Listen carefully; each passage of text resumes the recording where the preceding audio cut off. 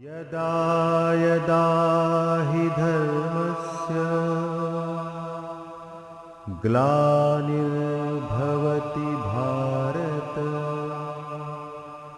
अभ्युत्थानम् अधर्मस्य तदात्मानं सृजाम्यहम् परित्राणाय साधूनां विनाशाय च दुष्कृतां धर्म संस्थापनार्थाय संभवामि युगे युगे। आज हमारी गीता की क्लास है और आज हम कर्म से पूर्णता की बारे में चर्चा करेंगे। Perfection through karmas. एक शब्द है वर्क परफेक्शन, कार्य में पूर्णता।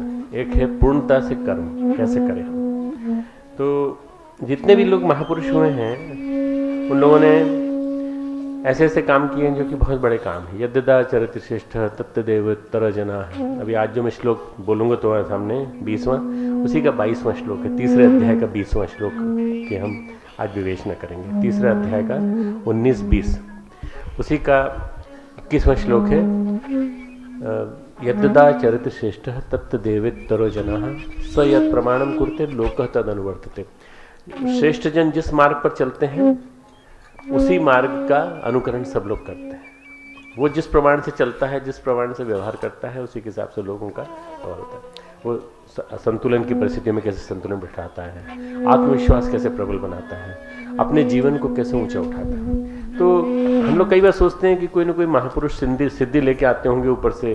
कोई ना कोई, जितने भी आज असामान्य बने हैं, चाहे वो अन्ना हजारे हों, चाहे वो हमारे विभिन्न सामाजिक संगठन के सरोकार करने वाले लोग हों, या जैसे अभी अरब देशों में बयार आई है स्वतंत्रता की, वो लोग हों।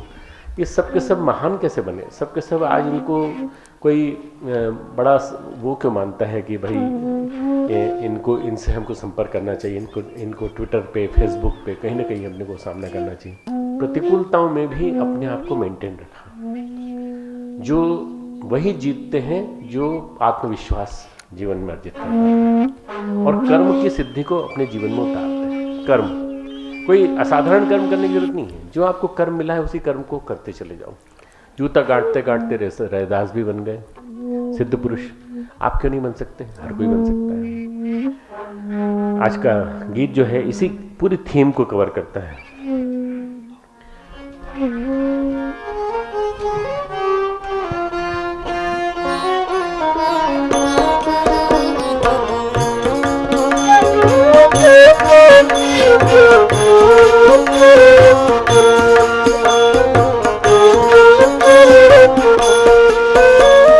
जिसके हो पद चिन्ह अमिट वही इतिहास सृजेता।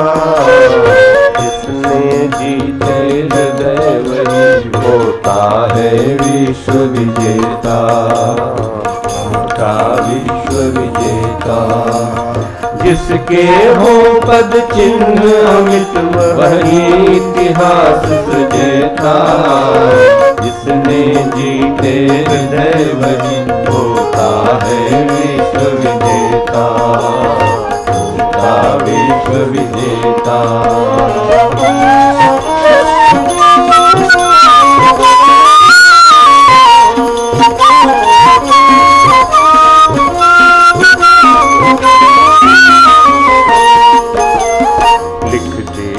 जो काल पट पर अपनी जीवन गाथा। लिख देता जो काल पट पर अपनी जीवन गाथा। सभी चुकाते आए उसके सम्मुख अपना माथा। सभी झुकाते आए उसके सम्मुख अपना माथा। जिसने बाधाओं से टकरा कर भी मंजिल पाई। जिसने बाधाओं से टकरा कर भी मंजिल पाई। उसको ही इस जगती ने विजय माला पहनाई। उसको ही इस जगती ने भी जयमाला पहनाई। जिसने इस दुनिया को केवल रंगमंच ही माना। जिसने इस दुनिया को केवल रंगमंच ही माना। और मात्र अभिनय अपने इस जीवन क्रम को जाना। और मात्र अभिनय अपने इस जीवन क्रम को जाना। वह न लिप्त होता बस रहता है बनकर अभिनेता। जिसने जीते हृदय वही होता है विश्व विजेता। होता विश्व विजेता। ये जो दो लाइन है समझने लायक है। और मात्र अभिनय अपने इस जीवन क्रम को जाना। और मात्र अभिनय अपने इस जीवन क्रम को जाना। वह न लिप्त होता बस रहता है बनकर अभिनेता। जितने जीते हृदय वही होता है विश्व विजेता। होता विश्व विजेता। लिप्त हो जाने से, जैसे लिप्त हो जाते हैं ना हम लोग, कहीं किसी चीज में लिप्त हो गए कि ये मेरा है, ये राग द्वेष जितनी भी चीजें हैं, वहां हम लोग गड़बड़ा जाते हैं। तो जो बिना लिप्त हुए अभिनेता की तरह से अपनी बागडोर परमात्मा के हाथ में सौंप दे और काम करता चले, सफल हो जाएगा निश्चित रूप से। परंतु अगर मान लीजिए क्रिकेट वे में क्रिकेट लोगों के हाथ में पड़ जाए और तरह तरह की चाल चलने लगे तो फिर गड़बड़ा जाएगा। इसलिए अपने आप को सौंप दो परमात्मा के शरण में और बस उनके माध्यम से चलो, सब कुछ ठीक होता चलेगा।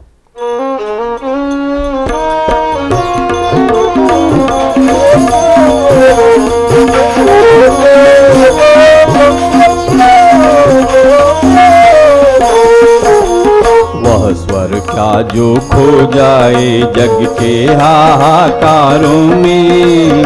वह स्वर क्या जो खो जाए जग के हाहाकारों में। चांद वही होता जो अलग दिखाई दे तारों में। चांद वही होता जो अलग दिखाई दे तारों में। जग के कोलाहल में भी जो मस्ती से गाता है। जग के कोलाहल में भी जो मस्ती से गाता है। उसके स्वर को ही युग की आवाज कहा जाता है।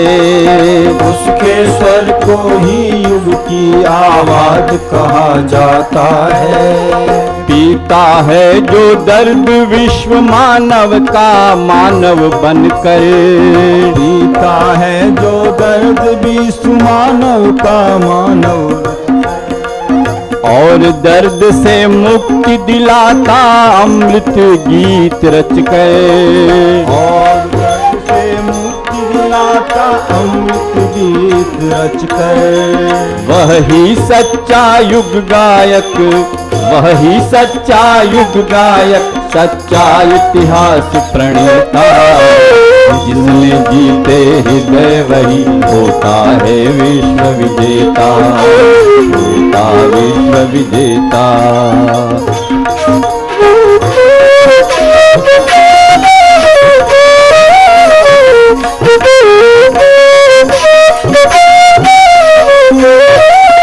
इसके हो पद चिन्ह अमिट वही इतिहास सृजेता। जिसके हो पद चिन्ह अमिट वही इतिहास सृजेता।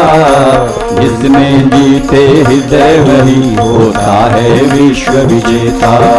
होता विश्व विजेता। होता विश्व विजेता। होता विश्व विजेता। गायत्री मंत्र हमारे साथ साथ। ओम भूर्भुवः स्वः तत्सवितुर्वरेण्यं भर्गो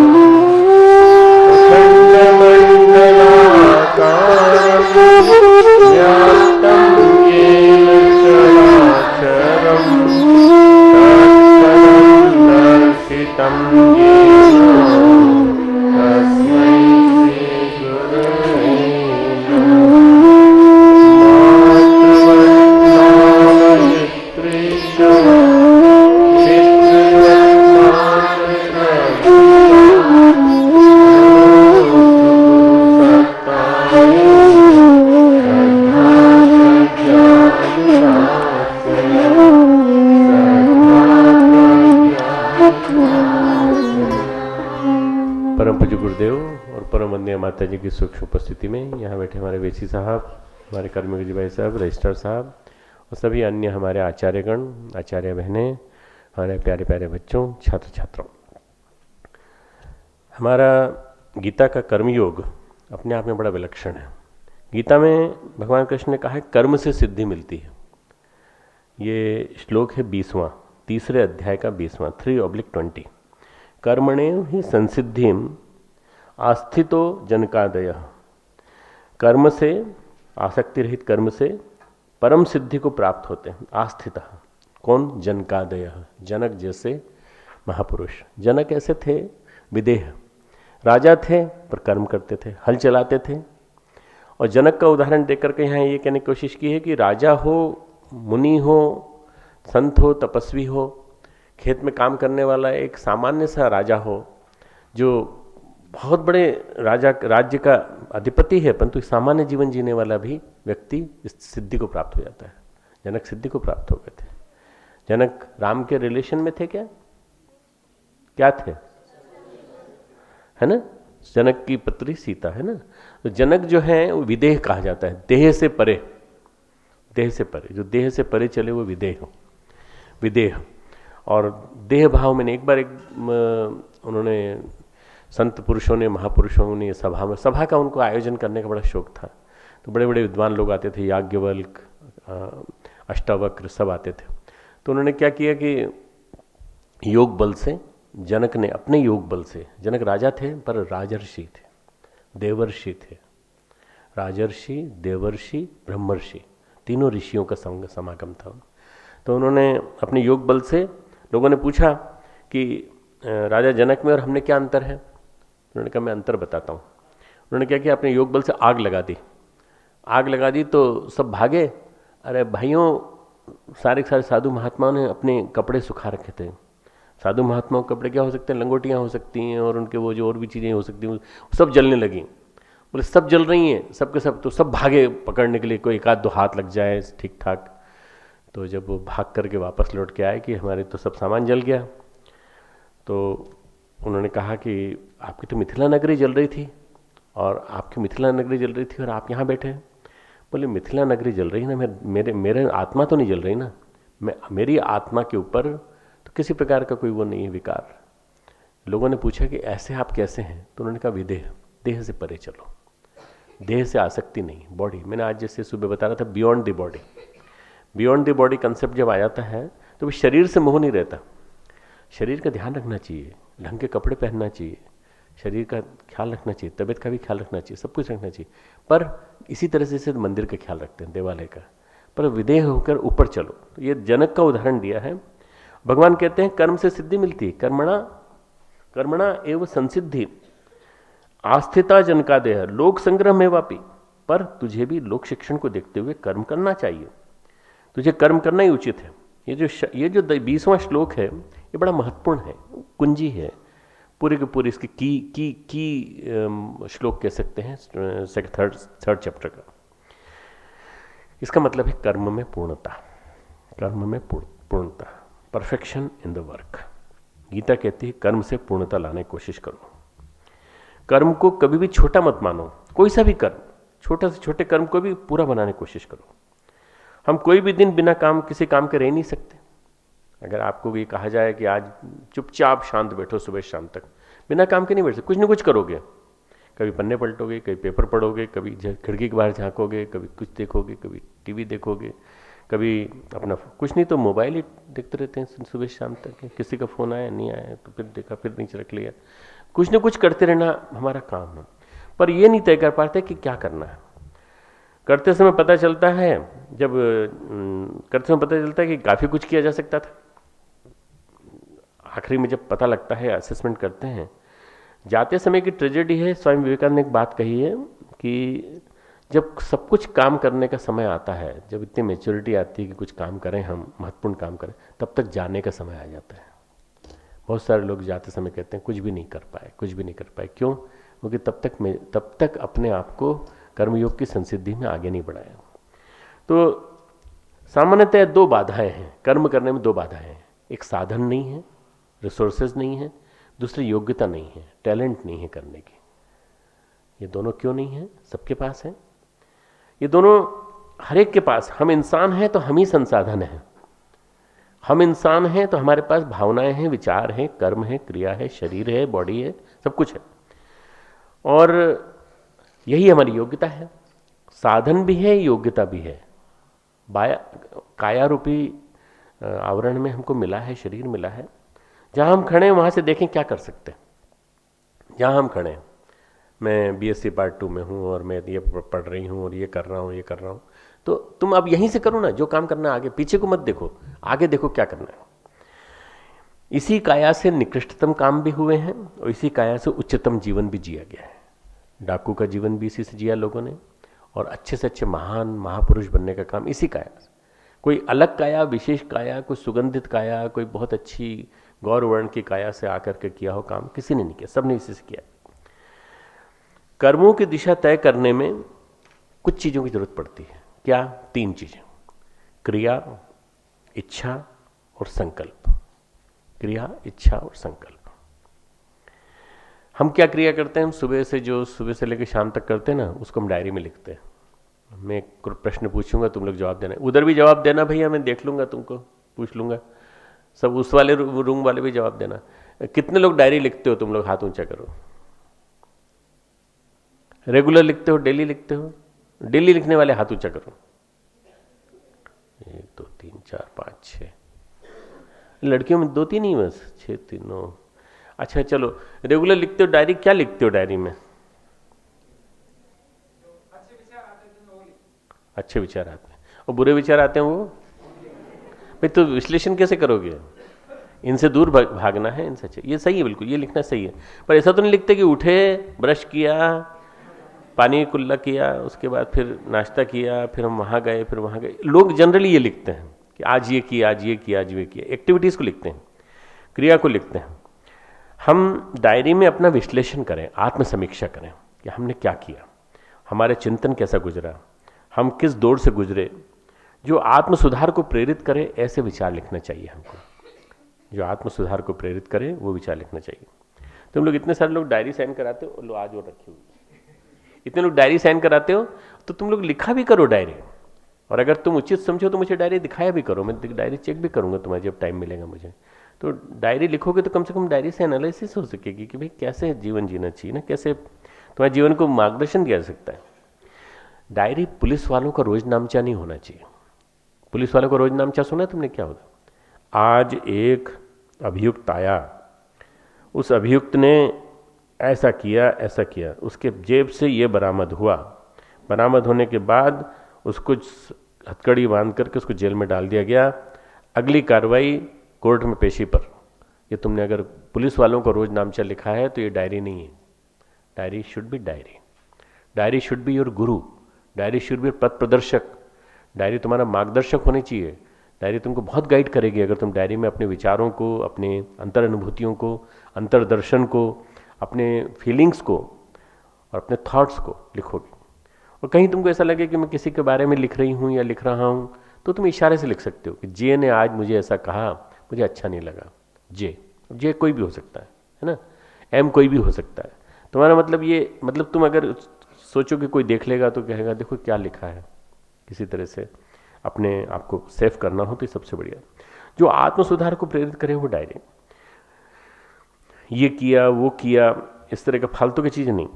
क्रिया जो है ऐच्छिक भी होती है और अनैच्छिक भी होती है, वॉलंटरी इनवॉलंटरी भी होती है। दिल चलता रहता है, ब्लड पंप होता रहता है।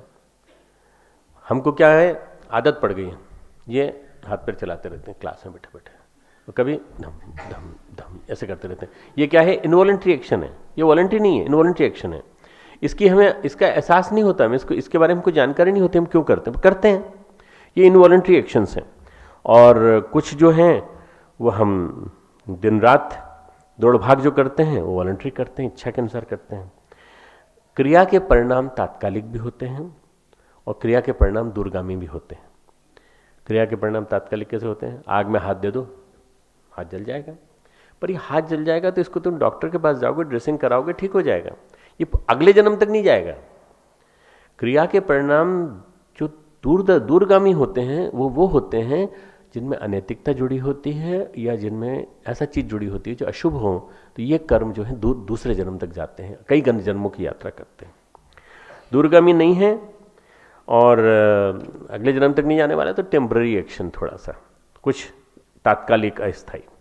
भाव और इच्छा न होने पर कोई भी आगे तक नहीं जाएगा। तो क्रिया विदाउट भाव एंड विदाउट इच्छा, क्रिया विदाउट भाव एंड इच्छा इज टेम्पररी, बस थोड़ी देर के लिए। आज ये किया, बाद में हो सकता है कभी न करें। इच्छा और भाव जहां पर हैं, जहां हमारी इच्छा है, संकल्प है, हमारा भाव है, वहां यह भावना कि करना ही है तो कर्म बन जाता है, कर्म बन जाता है। आपने किया नहीं अभी तक, पर वो कर्म सटलर फॉर्म में, सूक्ष्म रूप में अंदर जन्म ले चुका है। इसके दूरगामी परिणाम होते हैं। मेरा बस चले तो मैं इसको सबके सामने अपमानित करके दिखाऊं, अब वो क्या हुआ ना, सटलर सूक्ष्म कर्म हो गया, वो आगे चल के परिणाम दिखाएगा। अच्छा या बुरा कोई भी कर्म हमारा पीछा नहीं छोड़ता, फिर चिपक जाता है और आत्मा के साथ जन्म जन्मांतरों तक की यात्रा करता है। ऐसे चिपकने वाले कर्म नहीं होना चाहिए, ये आसक्त ही सतत कर्म। राग देश द्वेष वियुक्त आत्मा, ये जो है ना दूसरे अध्याय का 64वां श्लोक है, शायद दूसरे अध्याय का 64वां श्लोक। राग द्वेष वियुक्तेस्तु विषयान इंद्रियश्चरण। अपने अधीन किए हुए अंतःकरण वाला साधक अपने वश में की हुई राग द्वेष से रहित इंद्रियों द्वारा अंतःकरण की प्रसन्नता प्राप्त होता है। ये जो राग द्वेष से विमुक्त चिंतन है ना, वो आसक्ति क्यों नहीं ले जाता, वो बांधता भी नहीं है, वो अगले जन्म तक नहीं जाता, चिपकता नहीं है। चिपक तब जाता है जब उसके साथ हमारी इच्छा जुड़ जाती है, भाव जुड़ जाता है आत्मा के साथ जन्म जन्मांतरों तक, और जब तक पूरे परिणाम नहीं दे देता तब तक छोड़ता नहीं। इसलिए जो भी कर्म करो, जो भी इच्छा करो, भाव करो, वो शुभ करो। इसलिए इच्छा के साथ साथ ठीक ठीक सम्यक सोच होनी चाहिए, इच्छा के साथ सोच भी ठीक ठीक होनी चाहिए। सोच ठीक ठीक नहीं होगी तो गड़बड़ होगी। गोस्वामी तुलसीदास जी ने कहा है, कर्म प्रधान विश्व रचि राखा, सो जस करें जो जस करें सो तस फल चाखा। जो जैसा करेगा वैसा फल उसको चखना पड़ेगा, मिलेगा। जो कर्म करने में स्वतंत्रता नहीं बरतते, परिणाम प्रकृति देती है, प्रकृति परिणाम देती है। कर्म करने में जो अपने मन से कर्म करते हैं, बिना सोचे समझे कि इसका परिणाम क्या होगा, सावधानी रखते हैं, ध्येय के अनुसार परिणाम पाते हैं। तो कर्म करते समय सावधानी रखना बहुत जरूरी है। आप देखें कि आप कैसा कर रहे हैं, सोचे बिना सोचे नहीं, ध्येय को मन में रखकर, ध्येय, what is the main purpose, what is the main target of mind, that should be kept in mind. सबसे ज्यादा जरूरी क्या है? विवेक, विवेक के साथ किया हुआ कर्म, विवेक। कर्म हेतु क्या करें क्या ना करें, बहुत सारा करने को है, बहुत सारी घटनाएं होती हैं, पर यदि विवेक जागृत रहे, अंतर विवेक जागृत रहे, तो कर्म पथ कर्तव्य पथ का निर्धारण करने में मदद करता है। अब हम दूसरी चीज पर बढ़ रहे हैं। इच्छा और भाव जुड़ने से कर्म बन गया हमारा जबरदस्त अटल लेख, और कर्म पथ हमको कर्तव्य पथ की ओर बढ़ाता है। तो हमने चालू की थी बात कर्म से, इच्छा से, भाव से। अब इसके बाद कर्तव्य। कर्तव्य क्या होता है? कर्तव्य बड़ा व्यापक शब्द है। माँ बाप की सेवा मानना, सेवा करना, माँ बाप के पैर छूना, माँ बाप की कई बात पे चलना, राष्ट्र के लिए जीना, आत्मा के कल्याण के लिए जीना, ये सारे के सारे कर्तव्य हैं। अलग अलग बहुत बड़ा व्यापक शब्द है। मैं तो माँ बाप की सेवा करता हूँ श्रवण कुमार की तरह से, मैं तो खेती करता हूँ, मैं तो जो करता हूँ दुकानदारी में ईमानदारी से काम करता हूँ, ये भी कर्तव्य है उसका। मैं इंडिया अगेंस्ट करप्शन के मूवमेंट में अन्ना हजारे के साथ लगा हुआ हूँ, ये भी कर्तव्य है आपका। मैं युग निर्माण मूवमेंट का एक बहुत बड़ा वॉलंटियर हूँ, बहुत अच्छा एक विनम्र वॉलंटियर हूँ, खूब काम करता हूँ, ये भी कर्तव्य है आपका। मैं समाज की सेवा के लिए बहुत सारे काम करता हूँ, ये भी कर्तव्य है आपका। परंतु कर्तव्यों के ग्रेड्स हैं, कैटेगरी हैं, उनको अपन आगे लेते हैं, कैसे होता है कर्तव्य। एक लंबी यात्रा है, कर्तव्य कभी समाप्त नहीं होंगे। हर शास्त्र हर कर्तव्य को बड़ा मानता है। वो कहता है पूजा पाठ उपासना साधना, इसके अलावा जीवन में कुछ नहीं होना चाहिए। दूसरे लोग कहेंगे फिर कर्म कौन करेगा? बोले नहीं, पूजा पाठ करोगे सब परफेक्शन को पहुंच जाओ। कुछ लोग ऐसा कहते हैं, पंडित लोग। क्या ये सही है? नहीं, ये भी सही नहीं है। कोई कहता है कि पूजा पाठ मत करो, कर्म करो। क्या ये भी सही है? नहीं, पूजा पाठ को एकदम एकदम अपन रिजेक्ट नहीं कर सकते। पूजा पाठ का छोटा सा फॉर्मेट यही हो कि 2 मिनट प्रार्थना कर ली और आगे काम में चल दिए, नहीं वो भी नहीं करो।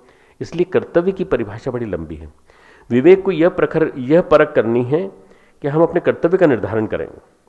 कर्तव्य हमारे जीवन की दिशा तय करता है। तो कर्म में विवेक आया तो विवेक से कर्तव्य डिसाइड हुआ। कर्म में विवेक आया तो विवेक से कर्तव्य डिसाइड हुआ। कर्तव्य से हमारे जीवन की दिशा तय हुई। कर्तव्य, duty, what should be done by us. मानवीय गरिमा के अनुरूप हमारे जीवन का कर्तव्य क्या है। जिनने महानता का रास्ता अपनाया, तिलक, परम पूज्य गुरुदेव, उन्होंने अपने सामने कई कर्तव्य थे पर उन्होंने अपने लिए चुना। तो विवेक चुनने में मदद करता है, कौन सा कर्तव्य करना चाहिए। मैं कुछ बातें बताऊंगा, तुम देखना। हम क्या कसौटी रखें कर्तव्यों की भीड़ में। कर्तव्यों की बहुत बड़ी भीड़ है हमारे सामने।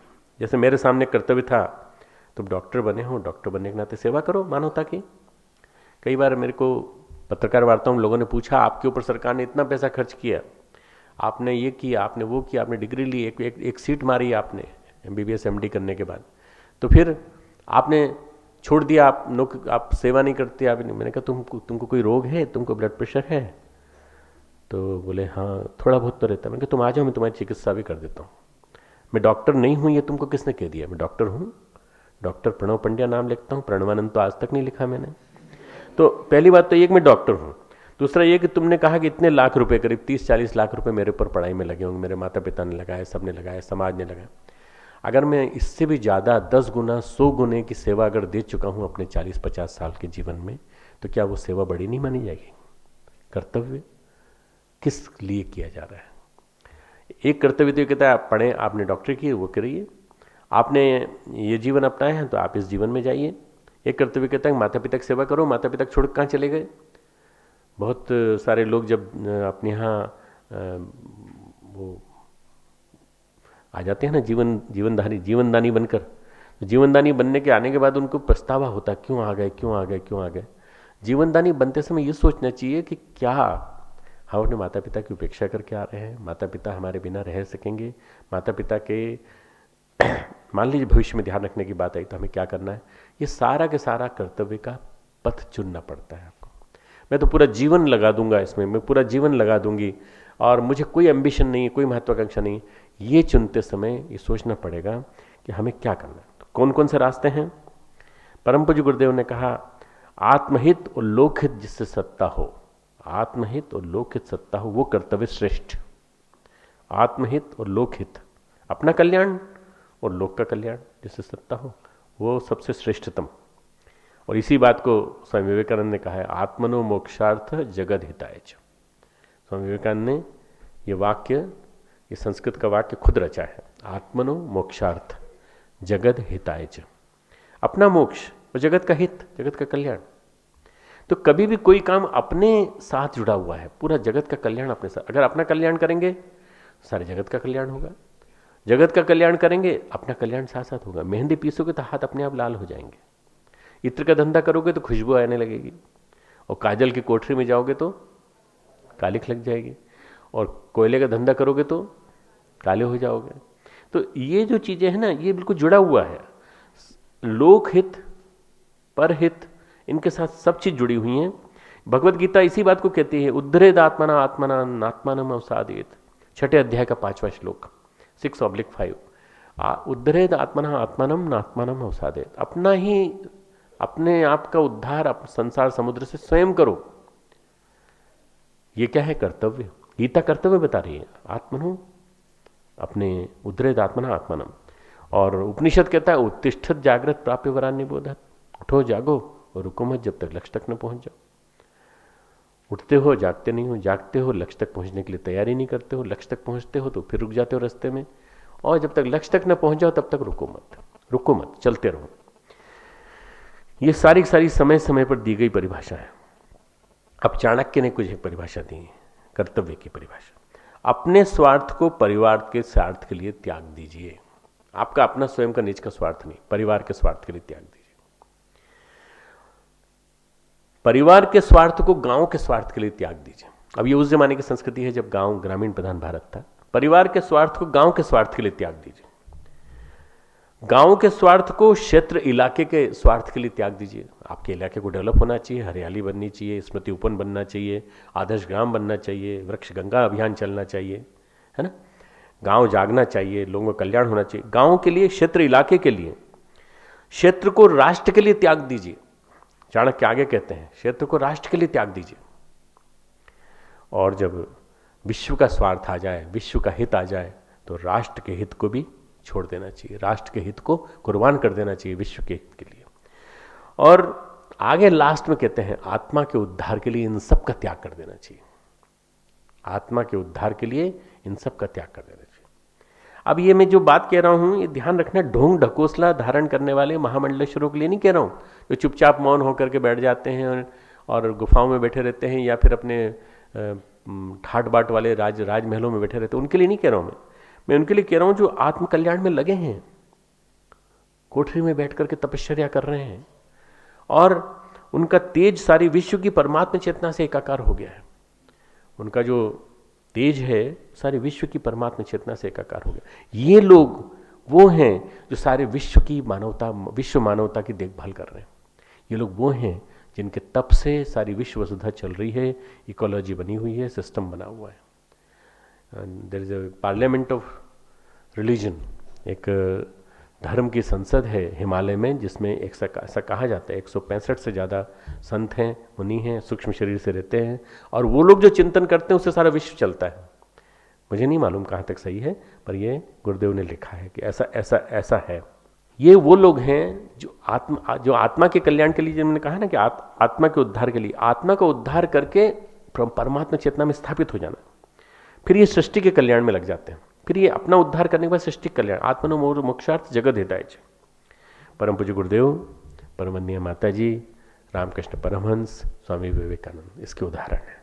ये लोग गए तो जा करके तुरंत लगे रहे, अनवरत लगे रहेंगे जब तक कि सृष्टि का अंतिम व्यक्ति, गुरुदेव ने लिखा है 2099 तक हमारा सूक्ष्म शरीर, कारण शरीर जिंदा रहेगा और खूब सब कुछ काम करता रहेगा जब तक कि सतयुग नहीं आ जाता। अयम आत्मा ब्रह्म वाला सृष्टि का जो क्रम है ये निरंतर चलते रहना चाहिए। एक अति आवश्यक बात कर्तव्य के निर्धारण में, शुरुआत शारीरिक, मानसिक, बौद्धिक और भावनात्मक योग्यता के अनुसार होनी चाहिए। शारीरिक योग्यता है कि नहीं, शरीर फिट है कि नहीं, मानसिक योग्यता है कि नहीं, चिंतन कर लेते हो कि नहीं, बौद्धिक चिंतन कर लेते हो कि नहीं, भावना है कि नहीं, और योग्यता है कि नहीं।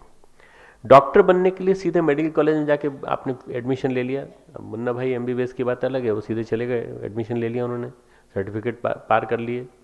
पर अगर आपको डॉक्टर बनना है तो कैसे बनना पड़ेगा? बायोलॉजी पढ़ो, मेंढक का डिसेक्शन करो, और भी कई चीज़ों डिसेक्शन करो जिसका नाम सुनने के बाद लड़कियों को, लड़कों के मुंह से सी जोर से निकल आती है कि नहीं कर सकते, हम नहीं कर सकते।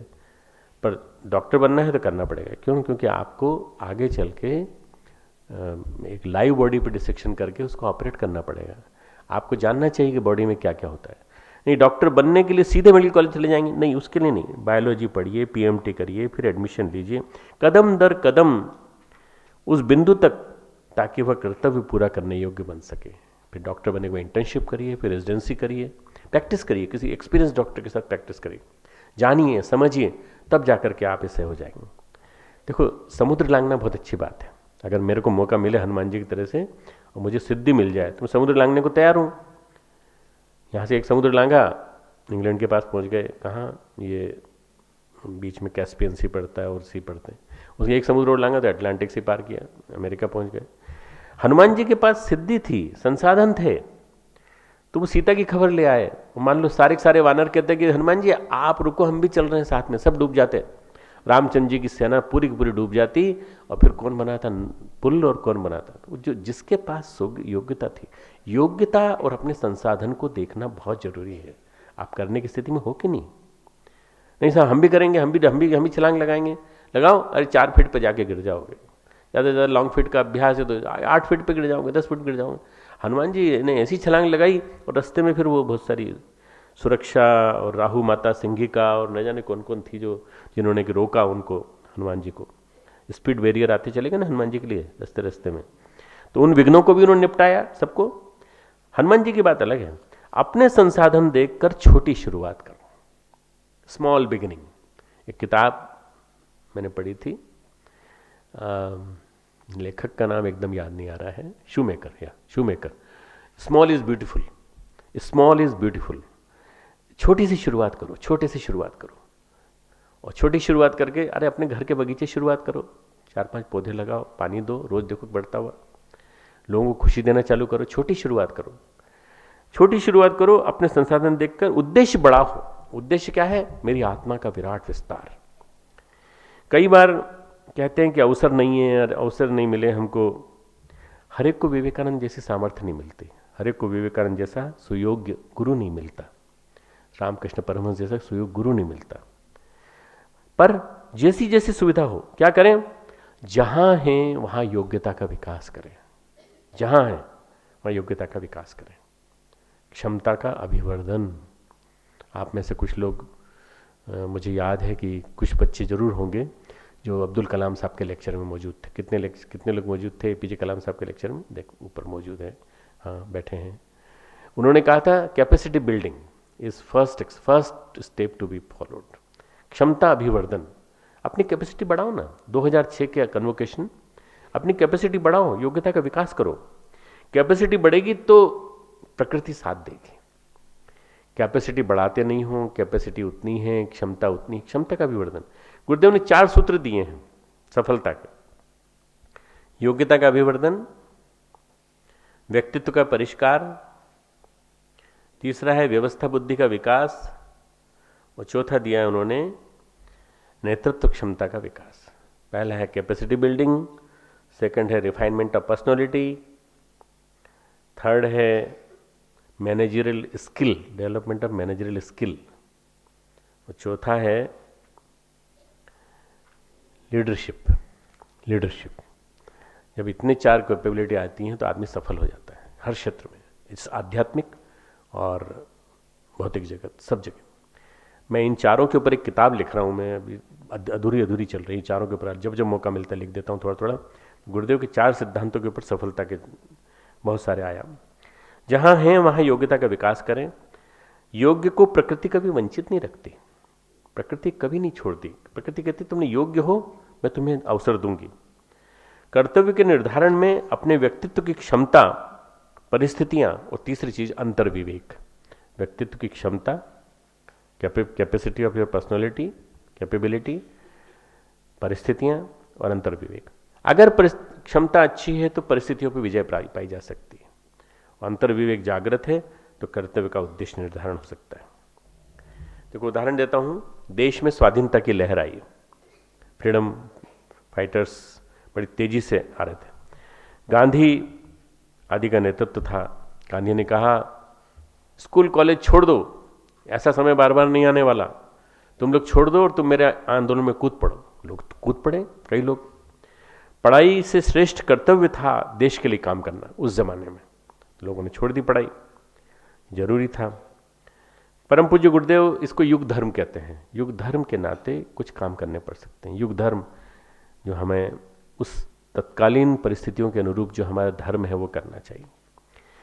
BHU का शुरू का नाम, बनारस हिंदू यूनिवर्सिटी का शुरू का नाम था हिंदू कॉलेज, एनी बेसेंट ने स्थापित किया था। एनी बेसेंट के स्थापित किए हुए कॉलेज को प्रारंभिक दौर में आगे बढ़ाया। गांधी जी, मालवीय जी, सबका सपोर्ट मिला। गांधी जी ने आह्वान किया, स्टूडेंट वहीं आए मालवीय जी के हिंदू यूनिवर्सिटी में, और BHU में उन्होंने बोला तुम लोग सब पढ़ाई छोड़ दो। मालवीय जी उठ के खड़े हुए, अरे पढ़ाई मत छोड़ो, मेरा यूनिवर्सिटी खाली हो जाएगी। भाई क्या कर रहे हो? गांधी से कहा आप क्या कह रहे हो, ऐसा नहीं होगा। तो उन्होंने कहा नहीं, मैं चाहता हूं देश के लिए काम करें। मालवीय चाहते थे, आप क्या चाहते हो, देश के लिए योग्य व्यक्ति चाहते हो या अयोग्य व्यक्ति चाहते हो? योग्य व्यक्ति चाहते हो तो इनको मुझे डेवलप करने दो, मैं इनको डेवलप करूंगा। दोनों में कुछ देर तक बहस चलती रही। अल्टीमेटली डिसाइड हुआ कि बच्चों भी छोड़ दिया जाए, वो क्या करना चाहते हैं। उनमें से कुछ ने कॉलेज छोड़ा, यूनिवर्सिटी छोड़ी, कुछ ने पढ़ाई करी। पढ़ाई करने के बाद वो राष्ट्र के काम आए। मित्रों, पढ़ाई जो है और देश सेवा परस्पर विरोधी नहीं है। पढ़ाई करके तुम देश सेवा कर सकते हो। मेरे पास एक IIM के प्रोफेसर का फ़ोन आया, उनके पिताजी IAS ऑफिसर हैं उत्तर प्रदेश में, अभी भी हैं, बहुत सीनियर। और वो बच्चा IIM में प्रोफेसर था, उसकी पत्नी भी IIM प्रोफेसर। उसने कहा डॉक्टर साहब मैं रिज़ाइन कर रहा हूँ और मैं लखनऊ से इलेक्शन लड़ रहा हूँ। मैंने कहा भैया ये दुर्बुद्धि तुम्हें क्यों आई, क्यों जानबूझ के दलदल में पड़ रहे हो? तो बोले डॉक्टर साहब ऐसा है कि मैं अगर अच्छे लोग नहीं जाएंगे राजनीति में तो कौन जाएगा? मैंने कहा ये तो बात सही है। मैंने कहा भैया देश सेवा भी ज़रूरी है और तुम्हारा जो प्रतिभा का नियोजन है वो भी ज़रूरी है, तुम देख लो जैसी परिस्थिति हो। आज उन्हीं का अभी एक स्केच आया टाइम्स ऑफ इंडिया में, बहुत बढ़िया, और पति पत्नी दोनों ही लगे हुए काम में, कर रहे हैं, मेहनत कर रहे हैं। मुझे लगता है आगे चल के ऐसा कोई एक जुनून सा पैदा होगा जब अच्छे लोग कहेंगे राजनीति वालों से कि गंदी राजनीति वाले निकलो, हाँ अच्छी राजनीति वाले आएंगे, बिना पैसे ज़्यादा खर्च किए, बिना काला धन खर्च किए वो लोग राजनीति को शुद्ध करेंगे। हो सकता है कि अभियान चले। तो ये इस प्रकार से ये अभियान चल पड़ा। पर पढ़ाई और देश सेवा परस्पर विरोधी नहीं है। स्वाधीन भारत में अपने पास बहुत सारे अवसर हैं सेवा करने के, जन सेवा, लोक सेवा, ग्राम स्वच्छता, ग्राम स्वावलंबन, ढेर सारे प्रोजेक्ट काम करने के लिए। स्कूल कॉलेज भी चले और देश सेवा भी चले। हमारी जो नीति निर्धारण है उसमें जो असमंजस आ गया है, उस असमंजस का DSV भी सॉल्व कर सकती है। हमारे यहाँ भी IAS का प्रशिक्षण हम लोग देते हैं। बेटा तुम जो IAS बनो वो कम से कम ऐसे तो बनो जो संस्कृति सेवा करने वाले हों, जो राष्ट्र को ऊंचा उठाने वाले हों। सब IAS ऑफिसर गलत नहीं होते, पर जो होते हैं वो वहाँ जाने के बाद उस माहौल में सब के सब ऐसे ही हो जाते हैं। जो समय की कसौटी पर कर्तव्य का चयन करता है, एक अवसर, एक क्षण, एक मोड़ आदमी को जीवन में बदल देता है। एक अवसर आता है, एक क्षण आता है, एक मोड़ आता है, वो आदमी को बदल देता है, वो जीवन की दिशा बदल देता है। एक अवसर तुम्हारे जीवन में आया कि तुमको यूनिवर्सिटी में आने का मौका मिला। आने के बाद थोड़ी से अवरोध आए होंगे, प्रतिकूलताएं आई होंगी, कई बार लगता है अच्छा ही अच्छा होगा। नहीं साहब, अच्छा हो जरूरी नहीं है। आपको वार्डन की डांट भी सुननी पड़ेगी, आपको ऑफिशियल्स के नोटिस भी मिलेंगे, सब कुछ मिलेंगे। आपने इंटेंशन गलत नहीं था, परंतु आपने कुछ किया तो उसको डांट भी सुननी पड़ेगी। ये सब सुनने के बाद भी आपको लगता होगा कि ये अवसर जो हमने चुना है ये बहुत सही चुना है। इस अवसर के माध्यम से हम अपने भविष्य को निखार लेंगे। परम पूज्य गुरुदेव के पास अवसर आए और परम पूज्य गुरुदेव के पास आने का हमें अवसर मिला, तो ये हमारे लिए जीवन का सबसे अनमोल अवसर। नहीं तो न जाने कहाँ होते।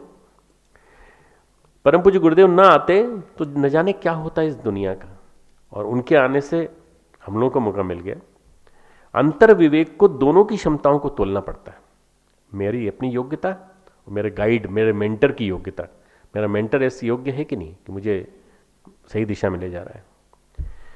कर्तव्य निर्धारण हो तो ही उसमें दत्तचित्त होते बनेगा, नहीं तो नहीं बन पड़ेगा। इसलिए कर्तव्य निर्धारण स्पष्ट होना चाहिए, दाएं बाएं नहीं, डगमग नहीं। ड्यूटी, डेस्टिनेशन, पॉइंट ये तय कर लिया, इधर जाना है।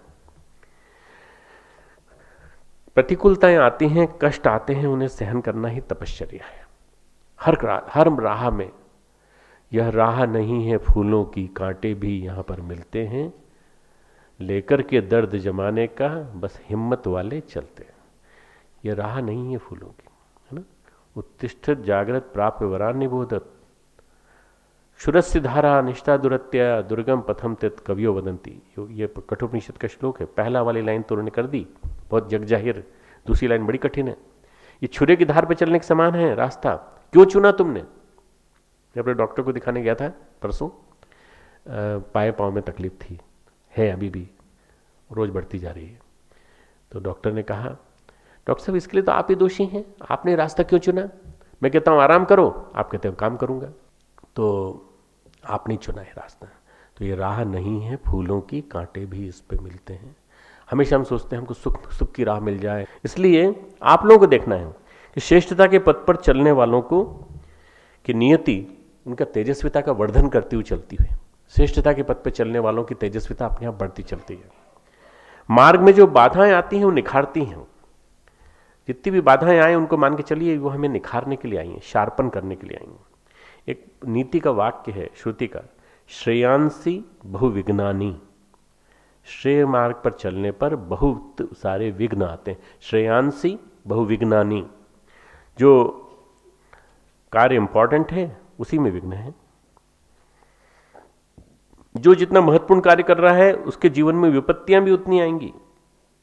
जो जितना महत्वपूर्ण कार्य कर रहा है और जो जिसके जीवन में सुख ही सुख है, मान के चलो कि बस इसके अब अंतिम दिन आने वाले हैं, इसलिए कोई परेशान नहीं होने की जरूरत है। दूसरों को देख के हम अपने आप से तुलना करने लगते हैं उसकी। हम अपनी तुलना अपने आप से करें ना, हम उससे क्यों तुलना करें? अपनी तुलना अपने आप से करें। हम पहले क्या थे और आज क्या हैं, आज क्या है और आज कल क्या होंगे, ये अपने आप करें। 1893 एक उपन्यास है Victor Hugo HUGO, Victor Hugo का। विक्टर ह्यूगो फ्रेंच कवि थे, नॉवेलिस्ट थे। 1802 में पैदा हुए थे और 1865 में उनकी मृत्यु हुई। उन्होंने एक नॉवेल लिखा है 1893, नॉवेल का नाम ही 1893 है। उन्होंने एक पंक्ति लिखी है जिसको कि सबको सुनाना चाहता हूं, तुमको नोट भी करना चाहिए। संसार के सारे यशोगान अरमानों की राख पर लिखे जाते हैं। संसार के सारे यशोगान अरमानों की राख पर लिखे जाते हैं। अब कितना सुंदर वाक्य देखो। जितने भी यशोगान जिनके लिखे गए, जिनकी कृति गाई गई, चाहे नेपोलियन हो, चाहे वो लिंकन हो, चाहे गांधी हो, चाहे वो टॉल्स्टॉय हो, कोई भी हो, वो सब अरमानों की राख पर। उन्होंने अपने अरमानों को कुचल दिया, उन्होंने अपने अरमानों को नेस्तनाबूद कर दिया, समाप्त कर दिया। संसार के सारे यशोगान अरमानों की राख पर लिखे जाते हैं। ठीक है ना, लिख लिया सबने। जिनके कीर्ति का अक्सर हम गान करते रहते हैं, उनके पीछे कितना दर्द है, कभी सोचा तुमने? जिनकी भी कीर्ति का हम गान करते हैं, देखिए कितने बड़े महापुरुष हैं, क्या उन्होंने दर्द कितना सहा होगा। अब अन्ना हजारे का सोचो, यहां तक पहुंचे हैं, कम से कम कुछ नहीं तो 50 नेताओं के खिलाफ पिटीशन फाइल करके कोर्ट में लड़ाई लड़ी है उस आदमी ने। कितना उसका शरीर तपस्वी शरीर। गांधी को देखो, गांधी ने कितने लोगों से, जहां हुआ तो तुरंत उपवास पे चले गए। आप विवेकानंद को देखो, कितना विरोध झेला, कितना विरोध झेला। क्रिश्चियन लॉबी पीछे पड़ गई। क्रिश्चियन लॉबी तो छोड़ो, प्रताप मजूमदार का करके आदमी था कलकत्ता का, वो अमेरिका चला गया और वो अमेरिका में पीछे पड़ गया। अरे मैं जानता हूँ इनके जिस मोहल्ले में रहते हैं उन्हीं के पास मैं भी रहता हूँ, ये कुछ नहीं है, कुछ भी नहीं है, ये फालतू फंड है, ये है वो है। युग नायक विवेकानंद जो गंभीरानंद जी किताब है उसमें उनके बारे में विस्तार से आया है कि बहुत निंदा झेली, बहुत निंदा झेली। जब लौट करके आए तो इतना सम्मान हुआ। सम्मान होने के बाद जब उनका अंतिम समय आया, अंतिम समय में म्युनिसिपल प्रशासन ने उनके शरीर को दाह करने की अनुमति नहीं दी। क्योंकि रामकृष्ण परमहंस का भी दाह हुआ था, तो इसलिए इनका भी दाह हुआ। दाह करने की अनुमति शाम तक, देर शाम तक जब अनुमति पत्र आया तब दाह किया गया। अगले दिन शोक सभा हुई। शोक सभा में 2 जजेस जो अक्सर आके आशीर्वाद लेते थे विवेकानंद, उनको बुलाया गया। दोनों जजेस ने आने से मना कर दिया। एक जज ने कहा अगर हिंदुस्तान में हिंदू राज्य होता, सच में भारत में हिंदू राज्य होता, तो विवेकानंद को फांसी पे चढ़ा दिया जाता। सोचिए, वही हमारे देश के लोग हमारे विवेकानंद के बारे में क्या बोले। और चूंकि काम कर गया था वो आदमी, इसलिए उसके काम दिखाई पड़ने लगे। और उन्होंने कहा था आज नहीं, मेरे काम को आने वाले 20 साल में, 25 साल में, 30 साल में लोग पहचानेंगे। और देखते देखते 100 साल 150 साल में कैसी आग लगा गया कि आज भी सब एक एक आदमी उनकी बात का गान करता है। तो मित्रों, ये जो है कितना दर्द है, कितनी पीड़ा है किसी के काम के पीछे, इसको समझना बड़ा मुश्किल है। दुर्भाग्य को उन्होंने सहन किया, रिश्ते नाते और अपने सारे संबंधों की बलि दी उन्होंने।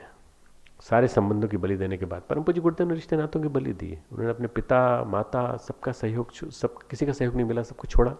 बाद में ये बात अलग है कि पिताजी जल्दी चले गए, माता जी ने साथ दिया उनका। उसके बाद रिश्ते नाते, रिश्तेदार जितने भी थे सब आलोचना करते रहे, परंतु उन्होंने किसी की चिंता नहीं की। गुरुदेव ने जीवन भर किसी की चिंता नहीं की और जीवन भर किसी की चिंता न करके कर्तव्य पथ पे चलते रहे। कीर्ति और दर्द 2 पक्ष हैं जीवन के। या तो दर्द झेल लो, दर्द झेलने के बाद कीर्ति के पथ पे चलो, या फिर कीर्ति भुगत लो, कीर्ति ले पाने के बाद फिर तुमको सही अर्थों में कहा जाए तो एक समय ऐसा आएगा जब दर्द ही दर्द झेलना पड़ेगा। दर्द झेलते झेलते, दर्द का पीकर हलाहल मुस्कुराना जिंदगी, दर्द का पीकर हलाहल मुस्कुराना जिंदगी। दर्द जीवन में बहुत सारी कंस्ट्रक्टिव चीज लाता है। लोग परेशान होते रहते हैं दर्द के नाम पे। दर्द होता है, दर्द होता है, दर्द होता है। किसका दर्द होता है? यहाँ रहते हैं ना तो घर में घर की याद आती है, दर्द होता है।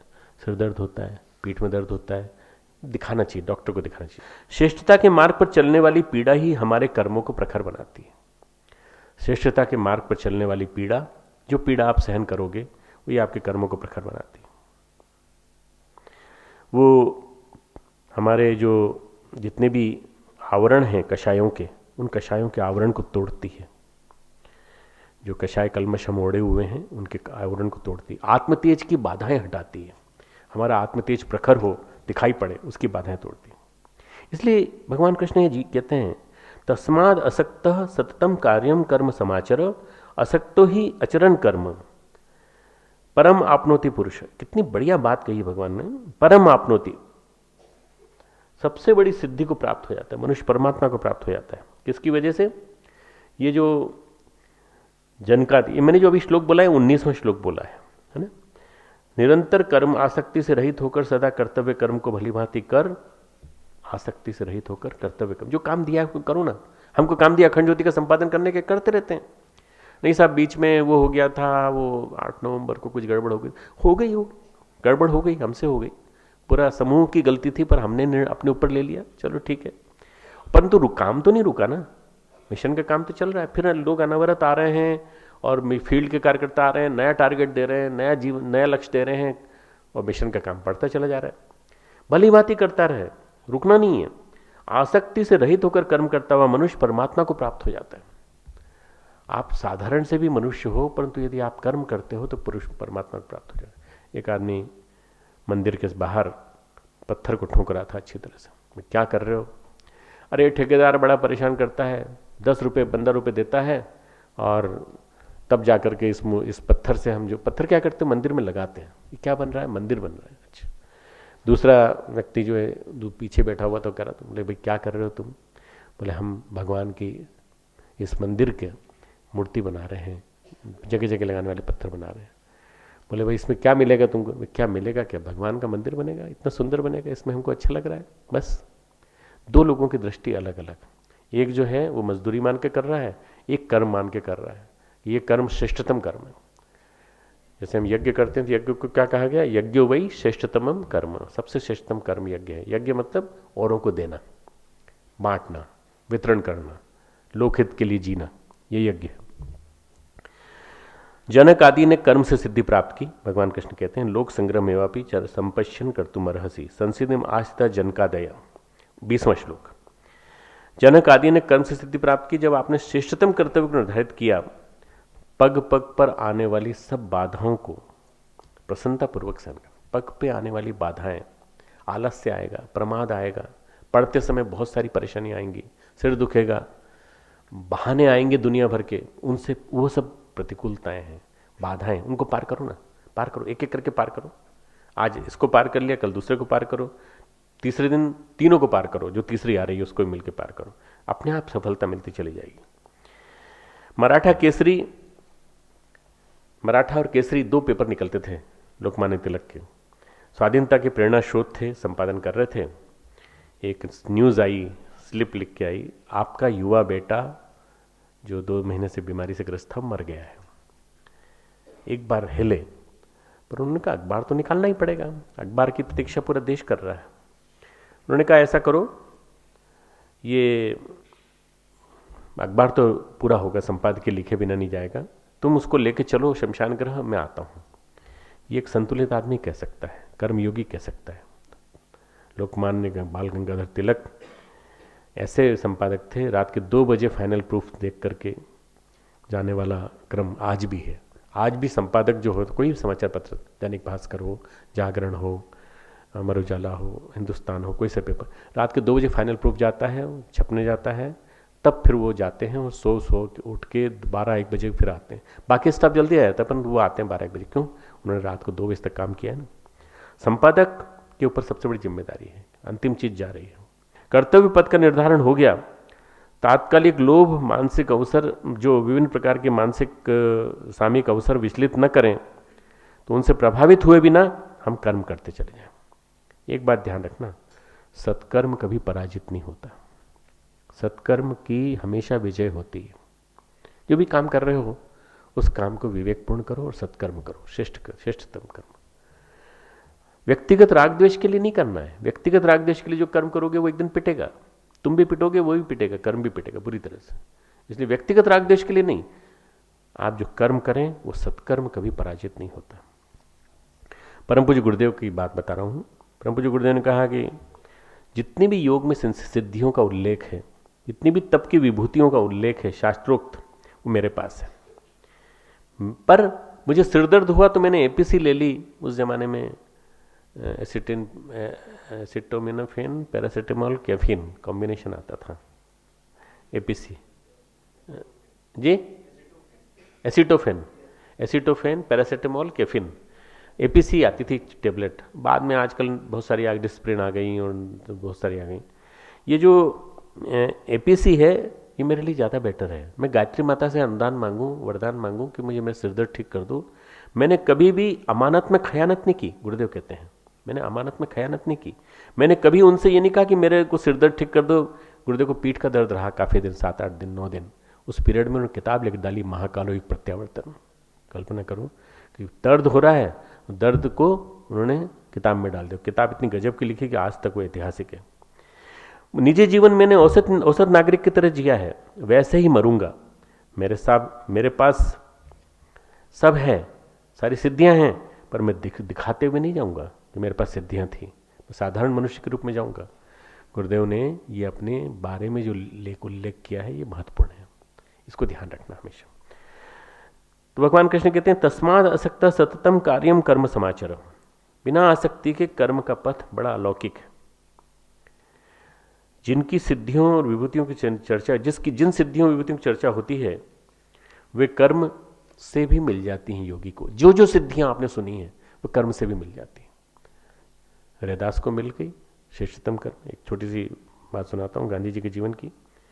महादेव भाई देसाई के बारे में खबर आई कि बहुत गंभीर बीमार हैं। उनके सेक्रेटरी थे महादेव भाई देसाई, 5वें पुत्र के समान मानते थे। जीवन भर उन्होंने गांधी जी का बहुत काम संभाला। उनकी डायरी मेंटेन करना, खान पान का ध्यान रखना, स्वास्थ्य का ध्यान रखना। महादेव भाई देसाई बहुत बीमार थे, पता चला कि अब बिल्कुल मरण शैय्या पर है। गांधी जी उनके पास गए, उन्होंने कहा महादेव भाई आंखें खोलो, महादेव भाई आंखें खोलो। महादेव भाई सुन तो रहे थे पर आंखें नहीं खोल पाए। उन्होंने कहा कि एक बार अगर ये आंख खोलकर देख ले तो मेरे पास इतनी शक्ति है, गांधी बोले, कि मैं कुछ साल और इसको जीवन दे देता ताकि आज़ादी के काम में बाधा नहीं पड़ती। नहीं दे पाए। है सिद्धि का वर्णन महापुरुष नहीं करते। सिद्धि गुरुदेव के पास थी, न जाने कितनों को जीवन दिया उन्होंने। सिद्धि कर्म करते करते आ जाती है, सामान्य कर्म करते करते। कोई असामान्य कर्म करने की जरूरत नहीं। कोई तप, कोई चांद्रायण, कोई एक पांव पे खड़े होकर तपश्चर्या, एक हाथ खड़ा करके तपश्चर्या, कुछ करने की जरूरत नहीं। सामान्य कर्म करते करते सिद्धियों की, विभूतियों की आपको प्रक्रिया जीवन में उतर सकती है। तप करते करते बड़े बड़े कष्टों को सहन करना पड़ता है। तो उससे क्या होता है, अंदर से संकल्प बल जाग जाता है। और ये जो संकल्प बल होता है ये दुनिया की सारी प्रतिकूलताओं से जूझने के लिए काफी होता है। ऊर्जा जितनी है उतना ही आदमी करेगा। तो संकल्प बल ऊर्जा देता है, एनर्जी देता है, पंपिंग करता है अंदर से। सबसे बड़ी शक्ति संसार में संकल्प की शक्ति है, संकल्प बल, आत्मबल। इसलिए गीता दुर्गा सप्तशती में कहते हैं कि बलम उपास, बल की उपासना करो, बल की उपासना करो। अपने अंदर जो बल है उसको संचित करो। और वो बल जिम जाने से नहीं आएगा, वो बल कसरत करने से नहीं आएगा, वो बल घी बादाम खाने से नहीं आएगा। वो बल आत्मबल है, आत्मा का बल। गांधी जी बेचारे कहाँ जिम में जाते थे, कहाँ वर्जिश करते थे, 96 पौंड के थे। पर उनके अंदर इतनी ताकत थी कि उनकी आंखों की तरफ लोग देख नहीं सकते थे। ऐसी आंखें, पियर्सिंग आईज। मित्रों, ये जो संकल्प बल है, आत्मबल, इसमें बड़ी शक्ति है। इस आत्मबल के सहारे आप कुछ भी करके दिखा सकते हैं। कोई गुफा जाने की जरूरत नहीं है, कोई हिमालय जाने की जरूरत नहीं है। ये अपने घर में अपना सामान्य सा काम करते करते भी अर्जित की जा सकती है। मैं एक हमारे कार्यकर्ता हैं, उनकी बात बताता हूँ। उनकी मदर इन लॉ हमारे यहाँ कार्यकर्ता हैं, बहुत अच्छे कार्यकर्ता संगठन में। उनकी मदर इन लॉ जो थी, उन्होंने जीवन भर, उनकी माँ ने 2 ही बातें बताई कि बेटा तू एक काम करना, पति की सेवा करना और कभी झूठ मत बोलना, और जहाँ निंदा होती हो वहाँ मत रुकना। निंदा जहां होती है वहां से उठ के चली जाना। उसने जीवन में इन व्रतों का पालन किया, पति की सेवा की, पति ने डांट लगाई तो भी सेवा की, सब कुछ किया। आज की दुनिया, आज के जो लोग कह सकते हैं बड़ी बेवकूफ़ महिला थी, पति की सेवा की, एक आध बार उसकी सेवा कर देती, अच्छी तरह से वर्जिश कर देती, नहीं, पति बहुत अच्छे थे और पति ने बहुत अच्छी तरह से रखा भी, उन्होंने भी सेवा की। पर जहाँ निंदा होती थी वो उठ के चली जाती थी। ये प्रक्रिया उनके पूरे परिवार में फैली कि भाई उनके सामने कभी निंदा नहीं करनी, झूठ नहीं बोलना है, वो नहीं सहन करती। उनके अंदर ये सिद्धि आ गई कि जो गुरुदेव का महाप्रयाण होने वाला था उससे 6 महीने पहले उन्होंने कह दिया गुरुदेव इस तारीख को जाएंगे, ये महाप्रयाण होगा, किसी को वहाँ नहीं जाना है, यहीं पे। क्या उनको दिखाई पड़ रहा था? सिद्धि आ गई। और न जाने कितनों को उन्होंने गुरुदेव का नाम लेकर के कहा तो वो ठीक हो गए। और साधारण महिला थी, गृहस्थ महिला, बिल्कुल। सिद्धियां आ सकती हैं यदि आप आसपास के कषाय कलमुशों से बच जाएं और अपने संकल्प बल को मजबूत कर लें, कर्म करते करते। कहीं गुफा जाने की जरूरत नहीं, कोई जरूरी नहीं कि मुर्दे में प्राण डालने का सिद्धि का प्रदर्शन किया जाए। पटेल जैसा, सरदार वल्लभ भाई पटेल जैसा आदमी आता है, संकल्प बल, शरीर रोगी था, शरीर में कई तरह के रोग थे, बहुत ज़्यादा, पर रियासतों को मिला दिया। एक ही उनको दुख रहा अंतिम समय में कि ये कश्मीर में को मैं पूरी तरह से नहीं मिला पाया, विलय नहीं कर पाया, नहीं तो ये पार्टली डिवाइडेड कश्मीर भी नहीं होता, ये भी हमारा होता। आपको मालूम होगा चाइना को दिया जा रहा है partly divided Kashmir, Gilgit Baltistan China को लीज पे दे रहा है इंडिया, ये पाकिस्तान। मित्रों, ये गलती नेहरू की वजह से हुई। और सबसे बड़ा काम जो पटेल ने किया वो सारी रियासतों को मिलाकर के अखंड भारत बना दिया। मित्रों, ये संकल्प बल की ताकत है। बीमार थे, बहुत कुछ खोखले हो चुके थे, पर अपना काम कर गए। संकल्प बल में बड़ी शक्ति होती है। गांधी ने संकल्प बल से काम किया, भगत सिंह ने संकल्प बल से काम किया। आप सबके अंदर वो है, मेरे पास ज्यादा है तुम्हारे पास कम है, ऐसा कुछ नहीं है, उसको उपार्जन करना पड़ता है। संकल्प बल कर्म करते करते आ जाता है। तो कर्म करते करते, राग द्वेष रहित कर्म, कर्तव्य पथ पर आरूढ़ कर्म, दो आज की निष्कर्ष निकलते हैं। राग द्वेष रहित कर्म, आसक्ति से रहित कर्म, और कर्तव्य पथ पर आरूढ़ कर्म यदि आप पालन करेंगे, लोक परलोक की सारी विभूतियां मिलती चली जाएंगी। जितनी भी विभूतियां संसार में हैं वो सब मिलती चली जाएंगी। अगली क्लास बुधवार को करेंगे और आज के प्रश्नों का समाधान अगली बार करेंगे। ध्यान की क्लास होगी अगली।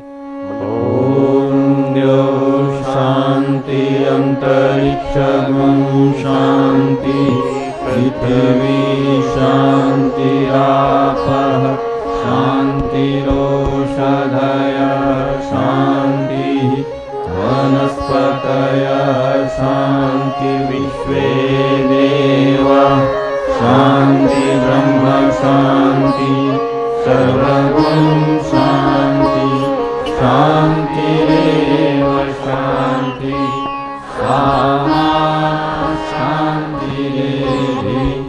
ओम शांति शांति शांति सर्वास्तु शांतिर्भवतु।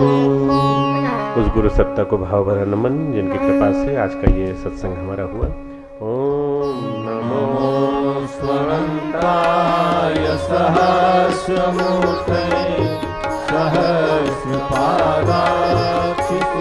सहस्रपादाक्षितिरोरुवाणे सहस्रनाम्ने पुरुषाय शाश्वते सहस्रकोटि युगधारिणे नमः सहस्रकोटि युगधारिणे।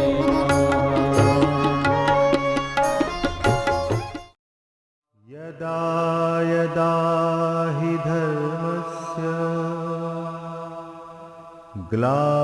ग्लानिर्भवति भारत अभ्युत्थानम् अधर्मस्य तदात्मानं सृजाम्यहम् परित्राणाय साधूनां विनाशाय च दुष्कृतां धर्म संस्थापनार्थाय संभवामि युगे युगे।